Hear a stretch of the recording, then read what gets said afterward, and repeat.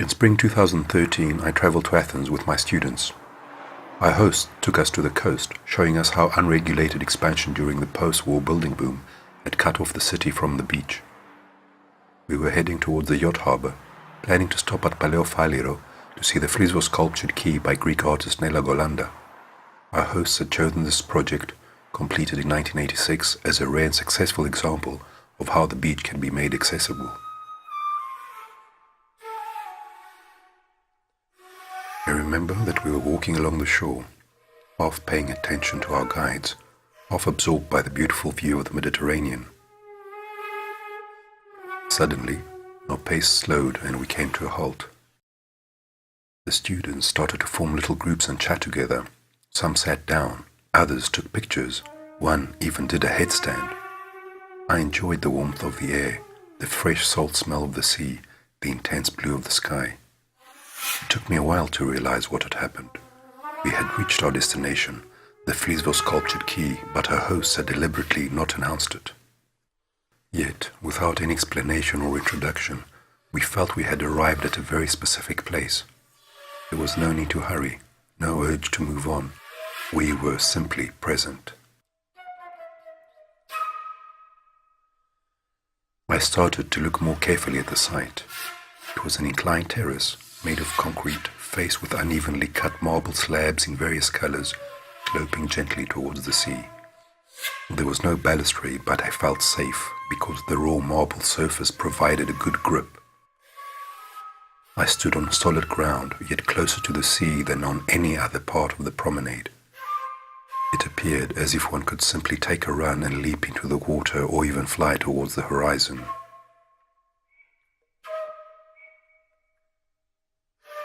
On one side, a niche had been carved out to form benches that were covered with stone and wood. On the other side, a group of benches seemed to rise out of the massive terrace. These benches were arranged so people could sit together and talk, despite the noise of the wind and the sea.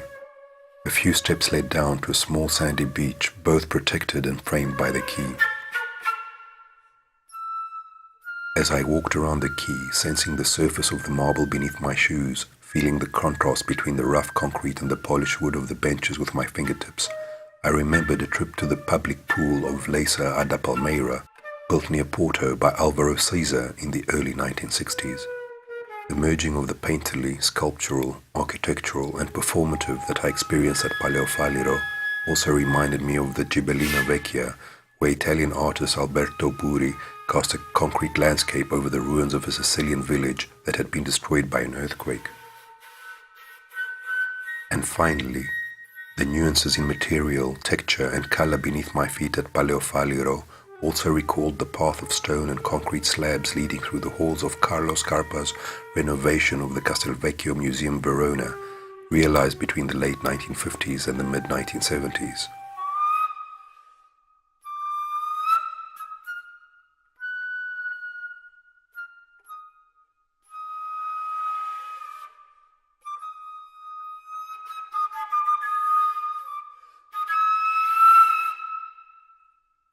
During our brief stay at the Flisvos sculptured Quay, we experienced a comparable mix of guidance and freedom to move. In some sense, we felt like dancers and actors on a stage, performing freely without a plot or fixed choreography, led simply by our surroundings. Perhaps we were particularly sensitive to this performative aspect because we had visited the ruins of the theatre of Dionysus Eleutherius the day before. We were immediately aware of the quality and beauty of this place, which stood in sharp contrast to the randomness of the many infrastructure buildings we had seen scattered along the coast. But we were also puzzled and so started to discuss what we saw. Was this architecture? Was it a sculpture? Was it a piece of infrastructure? Was it scenography? Was it landscape architecture? Was it a stage for a theatre, a viewing platform, a jetty, a pedestal, a fortification, an outdoor lounge? It was impossible to define the genre of the structure, and we even found it difficult to describe its size.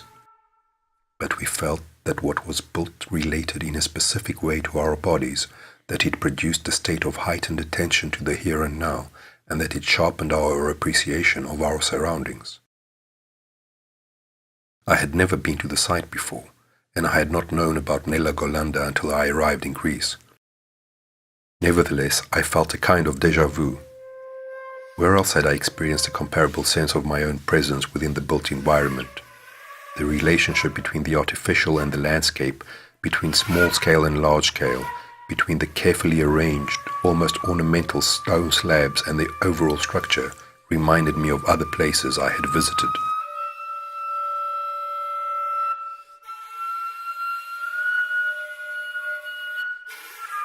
I am not referring to this Greek experience in order to highlight my own subjectivity.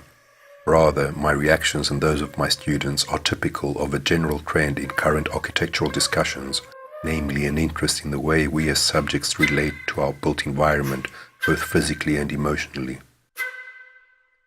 There is a renewed interest in synesthesia in art, architecture, and design.